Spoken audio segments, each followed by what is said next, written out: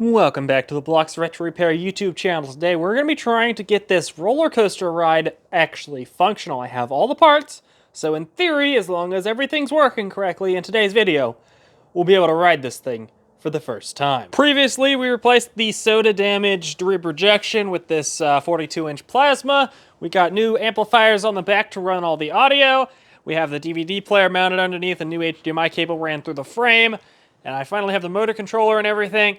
So now what we need to work on is we actually need to work on the arm sensors. See, this machine for the motion would have a sensor mounted on this and on the other side in the same place that detects that arm when it's right in front of it, so it knows where its home is for whenever it's doing the actual motion of the machine. Unfortunately, those sensors were missing when I got the machine. I was told they're the same sensors as the one here in the motor fan, because there's also a sensor that mounts in the motor fan that counts this motor fan spinning. However, the sensor on them is different. It's a EE-SY310 versus an EE-SY410. Basically, instead of a dark on, it's a light on, or vice versa. I don't exactly remember.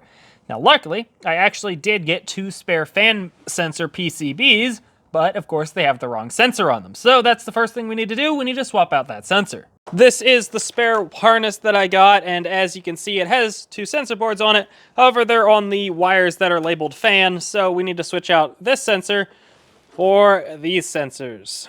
Now, I actually bought 5 of these sensors because they have a last time buy date of next year, and then they'll be finally discontinued after like 30 years. So I ordered just 5 because I got a discount for ordering 5, and I'd have a few spares. Ultimately, I'm not too concerned by that last time buy date because I'll be able to buy them through brokers and on eBay most likely, but yeah, I wanted a spare or 2. Got these wired up. I ended up just using these weird little connectors so I could plug into the original plugs. I don't know how they would have originally plugged that onto here. There's not enough room for that. I don't know. I'm not going to worry about it. Unfortunately, on this side, I'm missing the 2 rubber washers that would go under this to space it out, so I'll have to get some new ones. I'll probably print them out of TPU, and we'll get that sensor mounted on. The other side's already mounted on, so we're good with that. Now, the thing is, I was just made aware by the person that gave me these machines that this transformer is extremely important. It has these 4 outlets here, and you have to power everything from those 4 outlets, because if you power the computer and motor controller separately from the rest of the machine, they explode. This is almost certainly due to the fact that that is acting as some kind of isolation transformer. That's my best guess, not looking at any schematics or actually looking into anything, but if I had to guess, that's acting as an isolation transformer, isolating stuff, and without that, yeah, you have some stuff that shorts together and explodes. It's like an old school CRT in an arcade machine. You need that isolation transformer in most of the early CRTs. But right here we have these wires right here for our amplifier. As you can see, they come out of this coil here. I don't know. I'm going to assume they're 120 volts, but I don't know. So we're going to actually apply power to this. I have everything unplugged from it. We're just going to apply power to this to see what voltage is coming out of this transformer. Make sure it's 120 volts. I have a 12-volt power supply coming that I can mount to power all of these amplifiers, but I need to make sure what voltage is coming out of that. What am I even supposed to do with 30 volts AC? I've never even seen a 30-volt AC amplifier. Who would make such a thing? Okay, cool. So, we're going to have to get our power for these things a little bit somewhere else. These don't need to be isolation transformered. One, they're mounted on a plastic mount, so they're not grounded to anything super bad. So, I could either grab the power before or after. Honestly, I'll grab it after just to keep everything isolated. And I got this mounted here, but I want to make sure that this arm isn't just going to smash into that and completely demolish it, make sure it's not at the wrong angle. So what we need to do is just simply unscrew the 3 screws that hold this cover on the back of the motor, and we can spin that fan, which rotates this. And then obviously just rotates it slowly, so we can see whether or not it's going to actually collide with anything important. Pretty close to the sensor, which is what it needs. I'm pretty sure I saw exactly how far away it needs to be, but it's close, so that's probably good enough. Now, I'll make sure I zip tie that wire up out of the way to make sure it's not possible for it to come loose and get in the way to get caught, but we'll do that whenever we actually cable manage the rest of this mess. I'm going to crank that back around though so I actually have room under here to work again. Now we need to mount our power supply for our amplifiers. I ended up getting a 10 amp 12 volt power supply because these are 2.5 amps each and 10 seemed like a good number. So conveniently, there's 2 screw holes right there. I don't know what would have originally mounted there, but we're going to use those to mount our power supply. So I've 3D printed this little plastic housing. We're just going to screw that onto there. We'll have to bypass this coil, as we discovered. That's a 36 volt, actually, looking at the schematics, AC coil. Originally, this amplifiers did actually run off of 36 volts AC, which is really stupid, but makes it so we need to bypass that to get our straight 120 volts for this power supply. But I'm going to go ahead and mount it onto those 2 holes. Now I need to figure out where I'm going to get my 120 volts for our power supply. There is a total of 4 wires going into this transformer, and since we have 2 30s out, I'm going to assume both of those are 120 volts. But I don't really want to cut any wires, so I think we're going to ignore that and just grab off of these outlets. There should be enough room on the top and bottom there to just grab some voltage from there. I'm sure nobody will care. It shouldn't matter. It should be 110 volt out or 120 volt out. I did set the transformer. It was set to 110, but I have 120 here. Check with a voltmeter. I get 123. Depending on where you're at on the grid, it'll vary slightly. So I did change it to the 120 in instead of the 110 that it was on. But I think we could just grab our power from there and we should be good. Now, one thing you can do to save some zip ties for your wires, you can just put one end in a vise, one end in the drill, and give it a little bit of a spin. I'm spinning it the wrong direction. I always like to go clockwise. Doesn't actually matter. Now, once in a while, you'll run into some person that's never done any actual electrical and has no idea what they're talking about. We'll say that you're going to break the stranded wire in this and you're going to ruin the wire. This has been done for decades. It's fine. As long as you don't overdo it, it is absolutely fine. And now you have a nice pair of twisted pair wires that you no longer need any zip ties for. Awesome. Let me actually mount these out of the drill and then it will stop coiling up on itself like that. It'll unwind to the amount that it wants to, and now you have a beautiful wire that, simply put, you don't need to waste zip ties on. Now here's where I will take criticism. I don't know the proper etiquette for attaching stranded wire to an outlet like this. Normally you're attaching solid core, so what I did is I tinned the wires to effectively make them solid core, but I don't actually know what you're supposed to do in this case. In theory now, when I turn this on, this first amp here should light up. I only have this one in case it blows up. I only want to blow up 1 amp. And hey, it took it a second, but it lit up. So that means we can go ahead and plug in the rest of our amplifiers, and we should, in theory, have power going to all of them. That crackle on the speaker did scare the shit out of me. But there we go, they're all lit up. So we're good. Now I can put this plate back on this and ignore all of these electronics. Now what we need to do is cable manage this, because this is an absolute mess. So I'm gonna get some zip ties and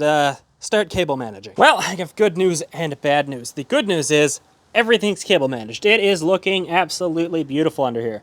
The bad news is I realized this thing's bent. The entire roller coaster is bent. I discovered this because I was trying to get the rope unstuck from in there. And I realized there's a bolt on the end there. And if we come back over here, there's not a bolt. That bolt is broken off. So we're going to have to drill that out and tap it or try to extract that bolt from the end of this gearbox. That's annoying. Worse yet, I then was looking at this and realized that this is bad.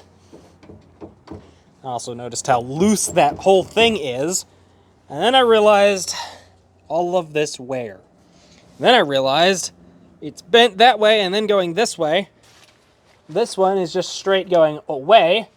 And if we look down the side here, this whole coaster is not square with the frame. It's curving out that way, which it shouldn't be able to do. Both of these are at their highest position. It should be perfectly straight. It's sitting on this universal joint. The entire coaster sits on that universal joint. It should not be able to be rotated in the direction that it is rotated. Why is it rotated like that? I doubt they did their welding in-house, but if they did, they probably should have fired their welder.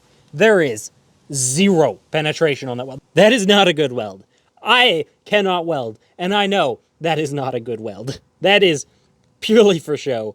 I could break that off with a hammer. Oh my God, I thought the other side was bad. There's one tack holding that side on. Well, I did some talking with the person I got this machine off of, the guy that used to work at this company, and apparently they did have a bad batch of coaster, had bad welds, which I would believe. Apparently it's not entirely impossible for this universal joint to break off, and apparently it did happen to a few coasters, and it happened to this one. All of this plating on here is not original plating. This would have originally just been a round tube. Those triangles are also aftermarket. Basically everything on here that's not powder coated is aftermarket. All this just piled on welds. They really just layered on the welds through there. The issue with that is they didn't weld it on straight, and that's why this coaster is bent. So I have 3 options. I can completely ignore this, which isn't really that great of an option because, as you can see, it wears on this. If I was to ever replace this with a non-worn out one that's straight, it would probably rub again.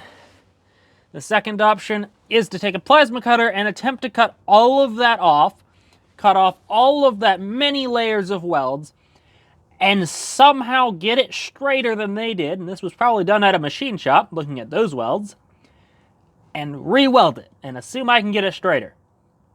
Or, the third option is to unbolt everything, take this entire coaster apart, take this plate off to a mill, and mill these bolt holes, just mill like these 3 here to be somewhat slightly more slotted, more oval shaped, and then I should be able to rotate this just a little bit. Honestly, I think it's only off by like a millimeter or 2, because that would be so much simpler, and it really should cause 0 issues. Just if I machine that plate to just have slightly more oval holes in 3 of them, where I can just rotate it that extra millimeter to get it straight. We'll probably have to do the same to this hole here, because these probably won't allow me to rotate it that little bit, but that will put everything back in alignment.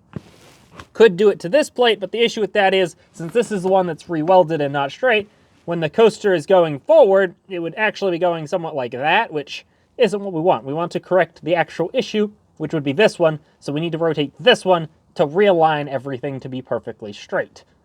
That is what I'm thinking my best bet is. For those that can't visualize it, let's just assume this is our roller coaster. This giant level here, that can there in the front is our center line. Just to give you an idea of how little this thing could be off. We'll say this roll of tape here is our universal joint. Let's say that's only off by like a millimeter on this end. We're off by like 2 or 3 inches on that end.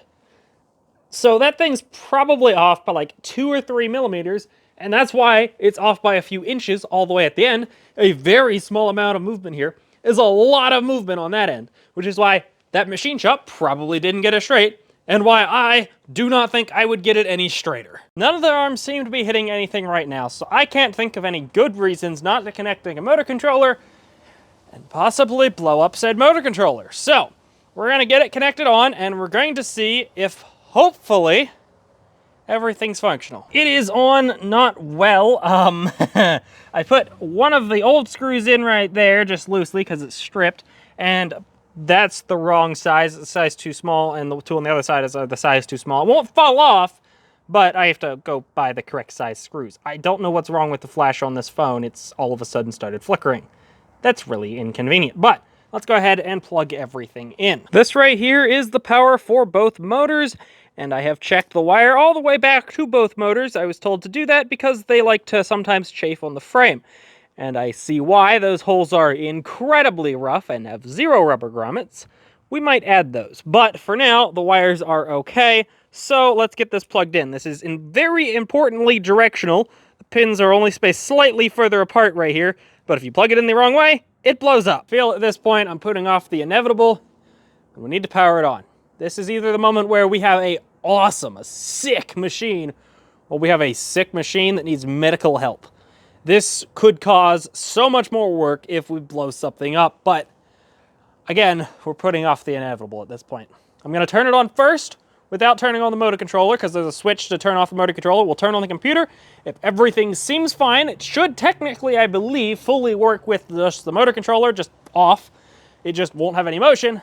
And then we'll try with the motion. Moment of truth. Okay.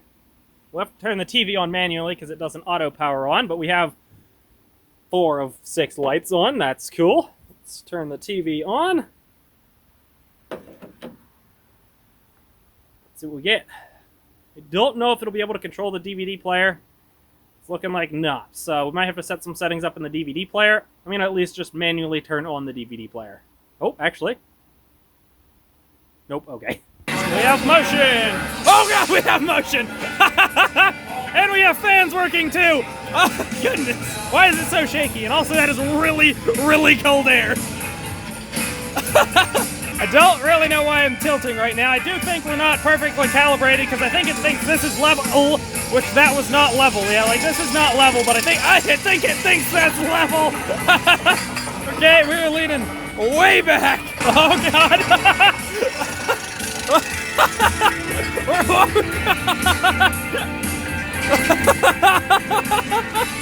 This is epic. I am officially the stupidest man alive. That's the power cord to the machine.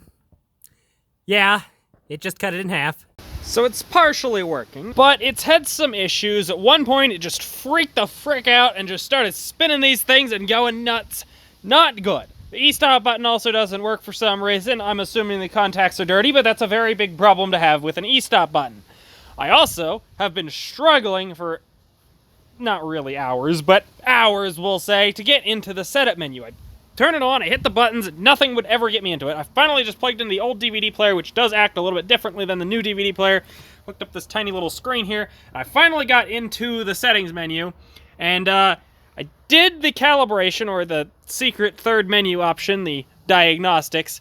That side is homing correctly, this side is not homing correctly, so there is an issue with this side's sensor, so we need to fix that. The first time it stopped over here, the second time it stopped down there, and now it's actually just completely frozen and performing diagnostics. Please stand by. So, not great. So we definitely have either an issue with that sensor, with what that sensor detects, or an issue with the wiring somewhere. I don't know which. I guess technically also potentially an issue with the computer, but I doubt it.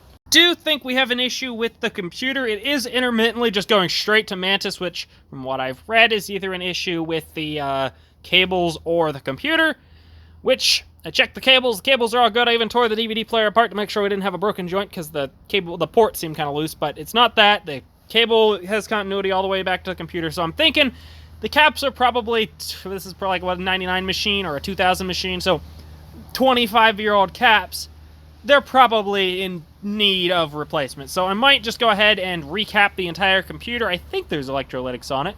I'd be surprised if there wasn't.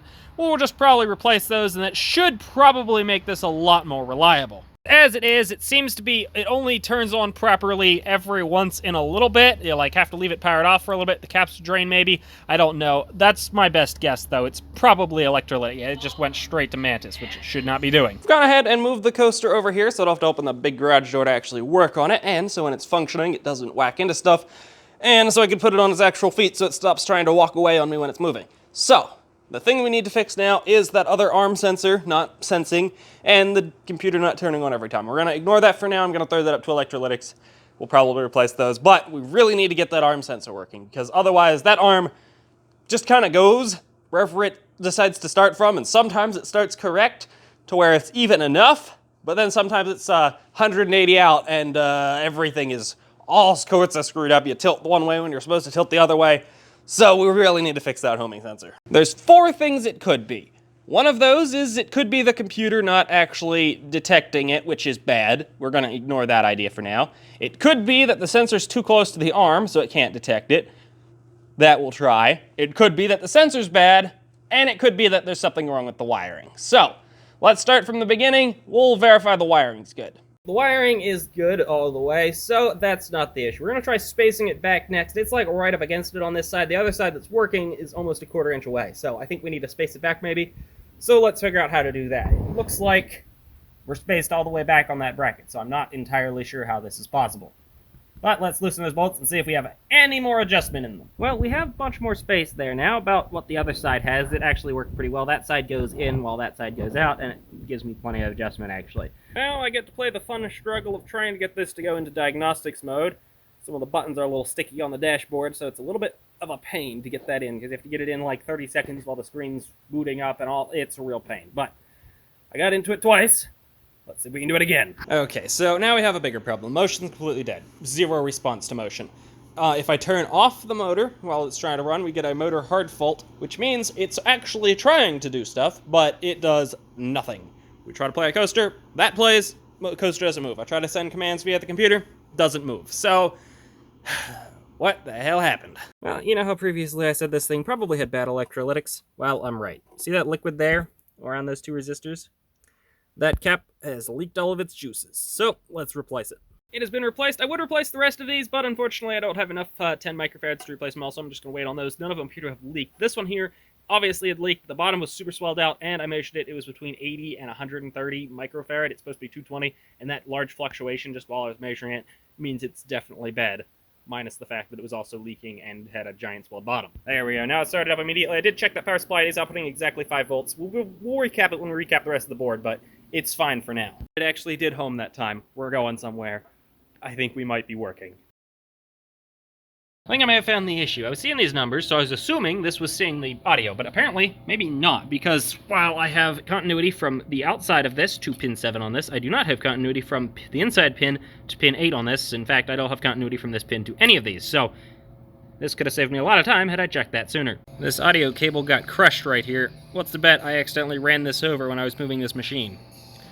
That's a possibility. We're gonna check in here probably first, but that might be where our break is. I thought the break was where it was crushed, but it wasn't. I had continuity to that end, and I did not have continuity from here to here, so I cut this cable away, and sure enough, it's gone. There's no cable connected to that. So this probably got stretched and broke, so I'm just gonna put a new end on that, and we should be good. I have so much faith we're gonna actually put the screws back in the computer and bolt it back up. Maybe this will work. I really hope it works this time, because honestly, I have no idea what else it could be besides some actual computer issue, and I really don't want that to be. I really want this thing to be working. So, hopefully it loads into the video here in a second, and we can actually find out. Yes, it's working. Thank goodness. That was incredible. It is now fully working for the most part. Obviously, we have some lights dead there, some buttons were getting stuck, but it's now 7 o'clock. I got this thing fixed at about 2, and it has been on that entire time, and a bunch of people have been riding it because the people were over today, which is why I was really trying to get it to work, and a bunch of people rode it. It rides fantastically. So, that is awesome. There's obviously stuff we need to do. Buttons get stuck, lights are dead, obviously. Coin door needs locked and all that. We need to eventually fix it so it's not bent and it's a little bit curved. It's not quite straight. Some slop in that gearbox. We need to check the gear oils, all that fun stuff. But it is, at a minimum, functioning. And that is absolutely fantastic because this machine is so much fun. Confirmed by all the people that rode it. It is incredible. Definitely a few more things we need to do. I want to add the optional curtain. We'll make a custom curtain. We need to add a skirt. We'll see if we can make a skirt or if we'll have to get a skirt made or something like that to cover the motor so nobody gets their arm cut off by sticking it in a running motor. Don't do that. This seat seems a little loose. I don't know if it's supposed to be that loose. We're going to ignore that for now, but that's something we'll have to check. We'll have to get this straightened, obviously. It's curved, annoyingly. It sits somewhat level. There's some slop in that gearbox. We need to open it up, see if we can either rebuild that gearbox, adjust the slop out of it, or if we're going to have to replace it. Really don't want to do that because it's an industrial gearbox. That it cannot be cheap. But at a bare minimum, it is functioning. We also need to get that bolt actually out of that gearbox. That other arm is not held on entirely correctly since that bolt is broken, but it's awesome. It's rideable. It is so much fun. Well, I guess, you know, we might as well just show it. So we'll just choose Mantis here and let's show it ride. The thing is absolutely incredible to sit in while it's doing all this motion. It is so much fun. As you can see, it does this little rocky back and forth for going up there. It's so cool. It is so much fun when you're riding this thing, getting absolutely just yanked around like that. It is absolutely freaking incredible. A little bit, as you saw there, it did get stuck up. The DVD is very scratched. I do have the files, however, to burn a new DVD, so we'll do that. But absolutely incredible. Just look at that thing. It is so much fun to ride. Definitely need to put locks on those coin doors. Just looking at it, it looks fun. But riding it is so much cooler. Now that we've got the machine working, let's go into a little bit more details into this company, Ronbotics. Yes, I've been saying it wrong this entire time. Somebody pointed out to me that there's an N in there. I'm not entirely sure how I possibly didn't realize that there's an N in there. It's actually named after the founder, Ron. Well, there's two people, I guess, that founded it, but one of them is named Ron. I got permission to share these photos, which is, for me, extremely cool. There's some really cool stuff I wanted to show here. This building right here is actually the Ronbotics warehouse. This is where they were made. This photo right here, as you can see, this is actually a prototype to the coaster. There's actually a golf cart there in the background to give you an idea of how big this warehouse was. Weird is in the background there's a CRT. I'm not sure if any of their machines actually used a CRT, which makes this really odd. You can see that custom-made electric go-kart using one of the CoasteRider seats. Extremely cool. But behind that is actually a prototype pinball machine.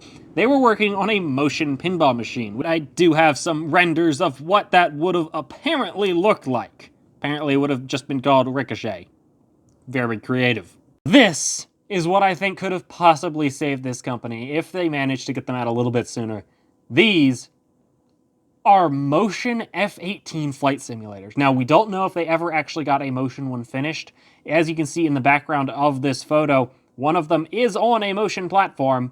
We know some were sold non-motion, but we don't know if they ever actually finished the motion. Look at the gauge clusters here. Supposedly, apparently there was actually projectors over in the hood that would have projected onto these to make them partially functional. You have your giant joystick there in the center, and there was the canopy that went down over it. I'm guessing there was another projector to project the screen. Apparently they work with Jane's F-A18 flight simulator, or whatever it's actually called, to design this. And I'm going to guess they probably would have used that game or a version of that game in this thing. They would have sold so many of these, I think. A little bit more of the history is actually here in this Playmeter magazine. This is the November 2000 issue. This actually has some Ronbotics information in it. This is the Ronbotics advertisement for the CoasteRider X-Press. Express. Motion makes money. If we look at the photos here from the Amusement and Music Operators Association Fun Expo 2000, I was trying to do a short on this and I kept missaying that like 50 times. But as you can see, right here is a photo of the coaster. Ronbotics Matt Tarantelli shows the CoasteRider X-Press to the Starburst Canadian team and others. Not actually sure what Starburst Canadian team they're talking about. I don't know anything about Canada teams, or, well, anything in general. I don't know if I'd consider Golden Tee the Pac-Man of the new millennium. To be fair, the amount of Golden Tees that they have sold is incredible, so maybe. But in my opinion, Golden Tee sucks. Who's buying that? Finally, right here, we have the company profile from Ronbotics. As you can see, it goes into some details. Ron Borda, that's where the Ron comes from, and Dave Brain Sr. Those are the two people that actually started Ronbotics. Ron apparently holds the first ever patent for a computer program and has made, or at least is responsible for, over 450 video games. It goes into more details. Apparently he worked in making the home version of arcade games. So stuff like Donkey Kong and Pac-Man, he worked to make those the home versions for your home consoles. Dave actually wrote the first version of Microsoft Flight Simulator, which is insane. Microsoft Flight Simulator is awesome. Even those early versions are incredibly cool. Together, Borda and Brain have produced the CoasteRider X-Press with actual footage from Cedar Point Amusement Park and original music from guitar master Peter Frampton. Frampton? I'm not entirely sure. I've never actually heard of him. And apparently, in some locations, the Express was actually making upwards of $2,000 per week, and on average $400 to $700, which is still insane. Here we have a cool photo of the CoasteRider X-Press, and what we need to recreate. We need to recreate that skirt that covers the motor so nobody can get their arm cut off by a motor arm. Now, this is where things caught me a little bit off guard. They didn't actually want to make the coaster, per se. As you can see by this quote right here, one of the things that we did was build the coaster as a proof of concept. We are trying to provide the platforms to other manufacturers. That's our core business. That's what they were trying to do. They were trying to sell that motion platform to other companies. And over here, it goes to talk about they did apparently have somebody that was working on making a simulator that would do 3.5 Gs. Don't know if that ever got made. I haven't seen it or heard anything about it. But also, I had never heard of this company. So, to be fair, it might exist. I don't know. I missed this on my first look through, but as you can see, here's another photo of the CoasteRider X-Press. As you can see, taking a well-deserved break from making custom-flavored milkshakes. This Nifty 50, is that a store? Why are they calling them Nifty 50? Staffer takes a spin on the Ronbotics CoasteRider X-Press. Introducing the MOSFET. I think it already existed, Randy. Wells Gardner chassis for only $100. I should have stocked up. I didn't exist in 2000, but I should have stocked up. These things are like $300 now. Even accounting for inflation, you would have made money. No way, that was actually a kit? I thought somebody just did a hack job on mine. I have that exact row machine with that exact Mars Series 2000. Apparently that was just a $500 kit somebody installed.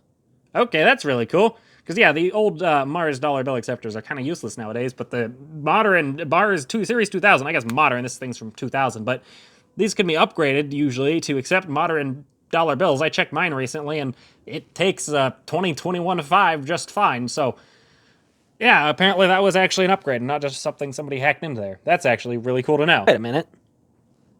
Wait a minute. Wait a minute. Are you serious?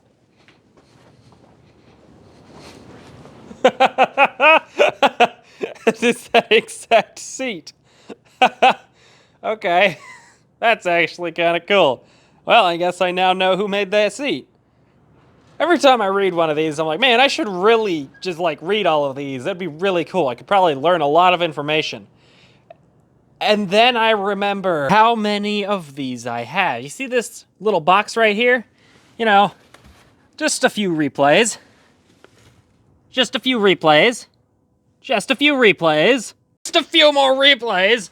And there's also a lot of the Play Meter magazines mixed in with all these, but the majority of them are replays.